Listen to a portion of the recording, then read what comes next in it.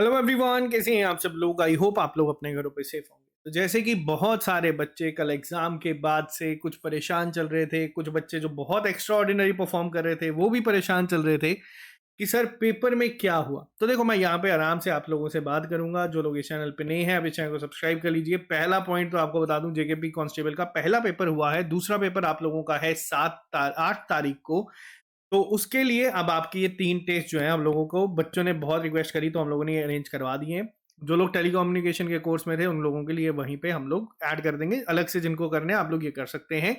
और अब देखो, जो पेपर जैसा हुआ है उस पर तो हम लोग बात करेंगे। अगर आप लोगों का अब अगला टारगेट जेकेपीएसआई है तो इसकी क्लासेस आप लोगों की शुरू हो जाएंगी कल से। आज हम लोग एक डिटेल्ड वीडियो लेके आएंगे शाम को, जिसमें बात करेंगे कि क्या अब हमारा इसको लेके शेड्यूल होने वाला है, क्या अप्रोच रहेगी इस एग्जाम को लेके, और क्या चीजें जो है जिसको हम लोग चेंज करेंगे। तो आज शाम तक 50% डिस्काउंट अवेलेबल है। जो लोग लेना चाहते हैं आप इसको ले सकते हैं, लिंक आपको डिस्क्रिप्शन बॉक्स में मिल जाएगा। तो चलिए अब बात करते हैं कल के एग्जाम के ऊपर। देखो, कल का एग्जाम क्या था मैं आपको बता दूं। मैंने बहुत बार आप लोगों को एक चीज कही थी कि जेकेएसएसबी पिछले कुछ महीनों से क्या कर रहा है, वो एक सेक्शन के साथ छेड़खानी कर रहा है और पेपर में एक सेक्शन को बाउंसर बना रहा है। आप लोगों को उस बाउंसर को फेस नहीं करना है और आपको बाकी को जो है उसको अप्रोच करनी है। वैसे तो ये 10th लेवल था, 10th क्लास पास बच्चों के लिए पेपर था, लेकिन नो डाउट इसका लेवल काफ़ी अच्छा था।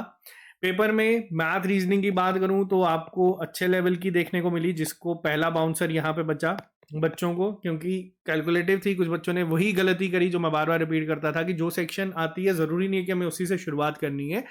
आप अपने क्वेश्चंस पे काम करो, और अगर पेपर डिफिकल्ट है तो हमें इजी क्वेश्चंस को टारगेट करना था। लेकिन जितने आसानी से हम लोग यहाँ पे ये चीज कहते हैं, एग्जाम हॉल में इसको अप्लाई करना उतना ही मुश्किल होता है। दूसरी सेक्शन की अगर मैं बात करूं, इंग्लिश, जिसमें कुछ क्वेश्चंस बनाए इसलिए गए थे कि बच्चा उस पर नेगेटिव करे, तो वो क्वेश्चंस को हमें करना ही स्किप था। ठीक है, ओवरऑल ये दोनों सेक्शंस की वजह से आपका पेपर जो है वो मॉडरेट लेवल का चला गया। अगर मैं इस पूरे पेपर की बात करूं तो इस पेपर को मैं 2 हिस्सों में डिवाइड करता हूं। एक में हमारी आ जाता है जीके, ठीक है, जिसमें आपकी current affair plus J and के, इसको मैं 35 नंबर कंसीडर करता हूं।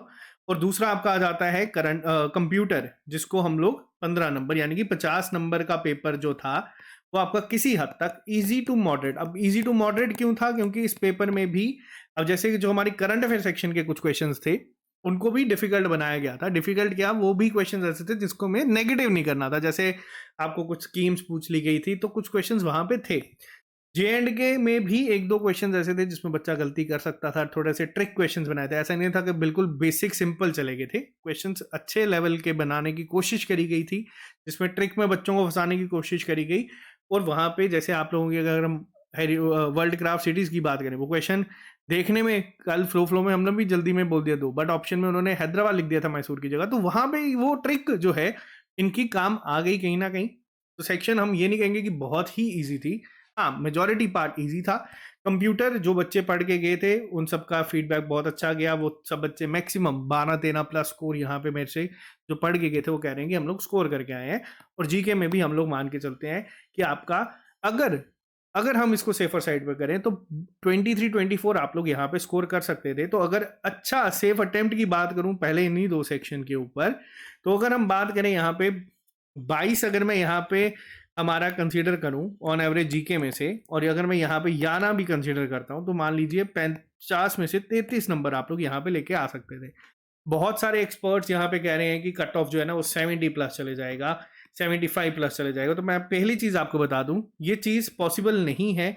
रीजन क्या है मैं आपको बताता हूँ। क्योंकि जो हम लोग आमतौर पे कट ऑफ देखते हैं ना, जेकेएसएसबी स्टैंडर्ड पेपर 120 नंबर का रखती है, जिसके बाद आपका कट ऑफ डिसाइड होता है। लेकिन इस पेपर में 120 नहीं था, ये 100 नंबर का पेपर था। ठीक है, तो ये 20 नंबर जो एक्स्ट्रा कुछ बच्चे जिन्होंने ना पेपर दिया ना पेपर देखा, बट घर पे एक्सपर्ट बने हुए हैं और हर जगह वायरल कर रहे हैं, तो मैं आपको ये चीज़ बता देता हूँ। पिछले 6 साल से इस चीज़ में इन्वॉल्व हैं, तो आप लोगों को भी यहाँ पे बता दूं। पूरा एक एनालिसिस के बाद हम लोग यहाँ पे चीज़ लेके आते हैं कि क्या यहाँ पे एक सेफ स्कोर या कट ऑफ जा सकता है। दूसरी अब मैं बात करूंगा कुछ सेक्शंस की जिसकी वजह से बच्चे परेशान हुए, जिसमें पहली आपकी आ जाती है इंग्लिश, ठीक है, और दूसरी आपकी आ जाती है न्यूमेरिकल एबिलिटी प्लस रीजनिंग। देखो, अगर मैं पहले बात करूं न्यूमेरिकल एबिलिटी के, तो बहुत सारे क्वेश्चंस एज इट इज बिना डेटा चेंज करे 3 से 4 हमारी टेस्ट सीरीज से थे। बच्चों ने वहां पे बताया भी है कि उनको क्वेश्चंस ही याद थे तो उनको सॉल्व करने की जरूरत नहीं पड़ी। तो देखो ये तो लक होती है, अगर आपको क्वेश्चंस को अटेम्प्ट करने के बाद वो चीज़ याद भी आती है। ओवरऑल इसकी अगर एनालिसिस की बात करूं तो न्यूमेरिकल एबिलिटी 10th लेवल पे जो आमतौर पे कांस्टेबल के पेपर होते थे या जो पहले बॉर्डर बटालियन के हुए हैं उसके कंपैरिजन में बहुत ही एक ज़्यादा लेवल की थी। ठीक है, एसएससी की एक पूरी शिफ्ट उठा के यहाँ पे डाल दी गई थी। अब पेपर की अगर मैं बात करूं यहाँ पे, तो ये पेपर ना ही थोड़ा सा कैलकुलेटिव था, बल्कि इसमें आपको एक स्मार्ट अप्रोच चाहिए थी। बट जिसने मैथ रीजनिंग तो देखो छोड़ा था, वो तो ये आके ये चीज़ ना ही कहे कि देखो मैथ रीजनिंग बहुत डिफिकल्ट आ गया था। जिसने पढ़ा था उनकी बात करूंगा, तो बच्चे ऐसे भी हैं जो 25 में से 23 23 24 24 सही करके आए हैं। लेकिन ऑन एवरेज हम ये भी नहीं भूल सकते कि इस एग्जाम में 4000 प्लस वैकेंसीज और 24,000 बच्चा इसमें शॉर्टलिस्ट होगा फिजिकल के लिए, जो कि बहुत बड़ा नंबर है। तो अगर आप इस सेक्शन में 13 से 14 क्वेश्चन भी रीजनिंग का इंक्लूडेड कह रहा हूं अगर आप करके आए हैं पेपर में, बहुत बहुत बहुत अच्छा अटेम्प्ट है एक्यूरेसी के साथ, तो बहुत अच्छा है। अब बात करते हैं इंग्लिश। देखो इंग्लिश की अगर मैं बात करूं, कुछ क्वेश्चंस वहां पे, और हाँ मैथ की अगर बात करूं तो बच्चे कह रहे थे कि जो सिलेबस इतना बड़ा हमें दिया गया था उसमें से कुछ क्वेश्चंस थे जो नहीं डाले हुए थे। ट्रिग्नोमेट्री का नहीं था, कुछ नहीं था, टाइम एंड वर्क था नहीं, उसको डाला गया था पेपर में। तो हमारे भी स्टार्टिंग के टेस्ट में आप चेक कर लेना, हम लोगों ने भी टाइम एंड वर्क के क्वेश्चन डाल दिए थे। फिर बच्चों ने कहा था सर ये सिलेबस में ही नहीं आ रहा, इसको क्यों डाल रहे हो। तो ये चीजें जेकेएसएसबी करता है, इस पर आप चैलेंज नहीं कर सकते क्योंकि सबके लिए सेम था। इंग्लिश की बात करूं तो इंग्लिश में कुछ एंटोनिम्स एनोनिम्स थे जो कि सामने सामने छोड़ने थे, एक या दो ही थे जो बेसिक लेवल के हम लोग कंसिडर कर सकते हैं। 10th लेवल की अगर बात करूं तो उसमें भी उससे तो ज्यादा लेवल के थे। और इंग्लिश भी कहीं ना कहीं ऐसी सेक्शन थी जिसको करने में बच्चों को प्रॉब्लम जो है वो देखने को मिली है, यानी कि एक्यूरेसी मेंटेन करना इंग्लिश में मुश्किल था।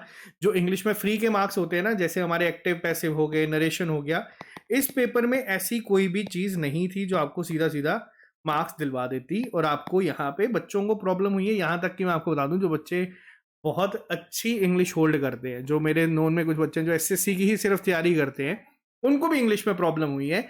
और अगर मैं बात करूं 13 से 14 ही यहाँ पे, मैं अब ये ज्यादा लिख रहा हूं बट आप लोग इसको कंसिडर कर सकते हैं। तो अगर मैं दूसरी सेक्शन दूसरे हाफ की बात करूं जो डिफिकल्ट था, तो इस 50 में से आप लोग 25 से 26 जो है अगर एक्यूरेसी के साथ स्कोर करके आए हैं तो एक अच्छा स्कोर बनता है। अब ओवरऑल इस पेपर की अगर मैं बात करूं तो यहाँ पे कुछ चीजें मैं आपको बता दूं। ओवरऑल जो बच्चे वेट कर रहे हैं कि एक्सपेक्टेड कट ऑफ क्या जा सकता है, ये मैं जनरल कैटेगरी की बात कर रहा हूं, मैं किसी SC ST1 ST2 की बात नहीं कर रहा हूं। आप लोग अगर इस पेपर में 55 to 57, ठीक है, अगर स्कोर कर रहे हो जनरल कैटेगरी में, आप लोगों को पीईटी पीएसटी की कॉल आने के चांसेस बहुत ज्यादा हैं। ठीक है, और अब बच्चों का दूसरा सवाल आता है सर ये तो चलो 24,000 के लिए। देखो हर पेपर में क्या होता है, हर पेपर में ना जो आपकी एक मार्क्स होते हैं ना, जैसे 100 90 80, अगर मैं आपको एक सिंपल एक ग्राफ अगर मैं यहाँ पे बताऊं, जैसे 90 से 100 के बीच में ना आपको हार्डली मान लो 5 से 10, अभी तक मैं आपको बता दूं मेरे को एक भी बच्चा ऐसा नहीं मिला जो मेरे को बोले कि 90 प्लस मेरा स्कोर हो रहा है। मैं आपको कह रहा हूँ फिर भी कुछ बच्चे होते हैं जो कि बाद में निकल के आते हैं। मैक्सिमम टू मैक्सिमम आप लोग मान के चलिए कि ज्यादा से ज्यादा 5 या 10 बच्चे इसमें आपको देखने को मिलेंगे। वहीं अगर मैं बात करूं 80 to 90, बहुत कम बच्चा है यहाँ पे जो मेरे को इसमें भी दिख रहा है कि हमारे सर 80 to 90 नंबर बन रहे हैं। हाँ बच्चे होंगे 40 50 30 40 बच्चे यहाँ पे ऐसे भी होंगे जो 80 to 90 में भी अपने आप को लेके आए होंगे। और 70 से 80 के बीच में आप लोग मान सकते हैं कुछ 1000 1200 बच्चा, या फिर 1000 भी मैं बहुत बहुत बड़ा नंबर यहाँ पे कह रहा हूँ, आप लोग मान सकते हैं कि 400 से 500 बच्चा हो सकता है कि आपको इसमें दिखे।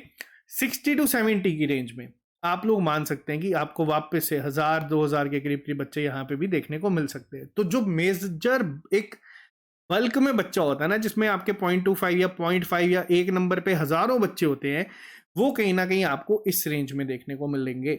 यानी कि वो भी मैं अगर आपको बता दूं 55 और 50 के बीच में एक जो बल्क में बच्चा होता है ना, ये मैंने सुपरवाइजर के टाइम पे बोला था आप लोगों को कि 75 to 80 के बीच में बच्चे जो है वो देखने को मिल रहे हैं। तो सुपरवाइजर का कट भी तकरीबन आपका 82 84 अगर मैं गलत नहीं हूँ यहाँ पे गया था।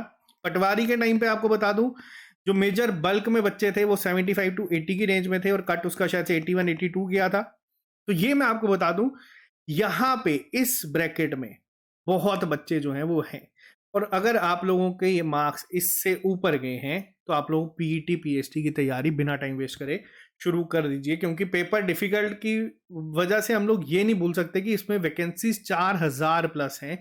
जो कि J&K की अभी तक की सबसे बड़ी रिक्रूटमेंट है। और इससे कट ऑफ कम जाने के चांसेस और आप लोग मान सकते हैं कि हो सकते हैं। और अगर आप कैटेगरी से हैं तो आपको बता दूं, आपको अगर 50 या 45 या 40s में भी आपने स्कोर करा ना, तो आपको पीटी पीएचडी की कॉल जरूर आएगी। तो यहाँ पे ये चीज थी, पेपर डिफिकल्ट था। अब आप लोग इस चीज को और अच्छे से रिलेट कर पाओगे। आप लोग अगर इस पेपर को उठा के देखोगे ना, आपको 60 to 65 क्वेश्चंस ऐसे दिखेंगे जो कि डुएबल थे, जो कि इजी थे। और जो मैं आपको डे वन से कह रहा था कि हमें हमेशा इजी को फोकस करना है, डिफिकल्ट को देख के पैनिक नहीं करना है। अब आप में से बहुत सारे बच्चे इस चीज़ से ना रिलेट कर पाएंगे, पहले शायद नहीं कर पा रहे थे। और जिन बच्चों ने तो इस चीज़ को अप्लाई करा वहाँ पे, वो बच्चे इस रेंज में आज की डेट में हैं। तो बाकी यहाँ पे आपको बता दूं, 2.5 लाख बच्चे थे सिर्फ जिन्होंने अप्लाई करा था और जो इस पे अपियर करे थे। आमतौर पे क्लास फोर्थ में 6 लाख के करीब करीब एस्पिरेंट्स थे जिन्होंने अप्लाई करा था। तो उस हिसाब से अगर आपका स्कोर इस पेपर में कम बन रहा है, देखो कम इसलिए बन रहा है क्योंकि इसमें ना जेकेएसएसबी ने 2 सेक्शंस के साथ छेड़खानी की। छेड़खानी क्या, पेपर था सबके लिए सेम था, आप इजी डिफिकल्ट को लेके चैलेंज नहीं कर सकते। हाँ 10th लेवल था तो उस हिसाब से थोड़ा सा ज्यादा था, बट सबके लिए सेम था। तो आपको बता दूं, अगर आपके नंबर आपको लग रहा है कि आपकी एक्सपेक्टेशन से 5-10 कम है, तो आप अकेले नहीं है, सारी जनता यहाँ पे सेम पे है और सेम पॉइंट पे स्टैंड कर रही है। तो जो अगर पेपर इजी होता, यही बल्क आपका 60 to 65 में आके बैठ जाता, ठीक है, ज्यादा फर्क नहीं पड़ता।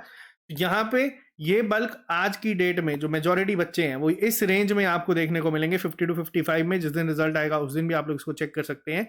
इससे ऊपर वाले बच्चे जो हैं, आप लोग अपनी तैयारी को और सीरियस, क्योंकि देखो यहां तक अगर मैं बात करूं तो नीरज अबाउट मैंने 2000 से 3000 बच्चों के बारे में बोला है। इसके अलावा 21,000 बच्चा यहाँ पे आएगा। तो जितना भी यहाँ पे मेजोरिटी बच्चा हो जाए ना, ये और पीछे जाएगा। ये आपको ऐसा ना हो कि मैं कह रहा हूँ कि ईडब्ल्यूएस हो या फिर विमेन का हो, वो तो मुझे लग रहा है 35-40 पे भी फिजिकल की कॉल आएगी उनको। तो अगर आपकी कैटेगरी भी है, तो अगर आपके 40 मार्क्स भी 45 भी बन रहे हैं, तो आप लोग तैयारी अपनी रखें, आपके चांसेस हैं, आपको फिजिकल के लिए कॉल आएगी। बाकी फिर इसमें कितने बच्चे क्वालिफाई करते हैं और कौन फाइनल में आता है वो बाद की बात है, बट आपको कॉल यहाँ पे सबको आ जाएगी। तो ये आप लोगों के लिए था एक एक्सपेक्टेड कट ऑफ का वीडियो, जो हम लोग कल रात से एनालाइज कर रहे हैं हर एक चीज को। पेपर का लेवल जेकेएसएसबी ने फिर करा है। अब जो लेसन सीखने को मिले हैं, पहला, आप लोगों को किस्मत एक और मौका दे रही है टेलीकम्युनिकेशन के पेपर में। जो गलती यहाँ पे भी है उसको रिपीट मत करना, जितनी गलतियां करनी है घर पे करके जाना, वहां पे कोई भी गलती मत करना। इसके अलावा अब एक आइडिया हम लोगों को भी क्लियर हो चुका है कि जेकेपी सब इंस्पेक्टर में किन किन चीज़ों का ध्यान रख के हम लोगों को तैयारी करनी है। तभी आपकी जो क्लासेस आज अपलोड होनी थी उसको थोड़ा सा रोका गया है, एक पूरा प्लान बना के आपके लिए आएगा कि क्या अप्रोच रहेगी, किस तरीके से हम लोग यहाँ पे करेंगे, एनसीईआरटीज को किस तरीके से टारगेट करेंगे, लाइव क्लासेस कौन से कंपोनेंट की होगी, रिकॉर्डेड में कौन सी होगी, पीवाईक्यूज कौन से आएंगे, एमसीक्यूज कैसे चलेंगे। तो ए टू जेड आपको सारा आज मैं शाम को बताऊंगा। कल से प्रॉपर क्लासेस आपकी शुरू हो जाएंगी। बाकी आप लोग अगर ये ज्वाइन करना चाहते हैं तो आप लोग ऐप को डाउनलोड कर सकते हैं, वहां पे आपको ये कोर्स मिल जाएगा। मिलते हैं आप लोगों से जल्दी नए लेक्चर के साथ। अभी के लिए फिलहाल इतना ही, बाय बाय, टेक केयर। मेहनत करो, पेपर आप बहुत अच्छा करके आए हो, जितनी एक्सपेक्टेशंस थी उतनी। अब देखो पेपर डिफिकल्ट होने की वजह से मार्क्स कम होना नॉर्मल बात है, हर एक इंसान के होते हैं। इसका मतलब ये नहीं है कि आप बोलो कि घर पे तो हम 80 लेके आ रहे थे, वहां पे हमारे 70 बन रहे हैं, घर पे हम लोग 90 लेके आ रहे थे, वहां पे 80 बन रहे हैं। तो ये नॉर्मल जो एक डिप है, ये आपको हर एक जगह पे देखने को मिलेगा, ठीक है। बाकी ऑल द वेरी बेस्ट हर एक उस बच्चे को जिसने मेहनत करी है, और उम्मीद करते हैं कि आप लोगों का नाम इसमें पीईटी के अलावा फाइनल लिस्ट में भी हो। तो जो कल से बच्चे परेशान घूम रहे हैं, आई होप ये वीडियो आपको थोड़ी सी हेल्प करेगी, क्योंकि यहाँ पे हम लोगों ने हर एक फैक्टर को एनालाइज करके ही ये चीज़ जो है यहाँ पे आपके सामने लाई है। मिलते हैं जल्दी नए लेक्चर के साथ। अभी के लिए फिलहाल इतना ही, bye bye, take care, all the very best.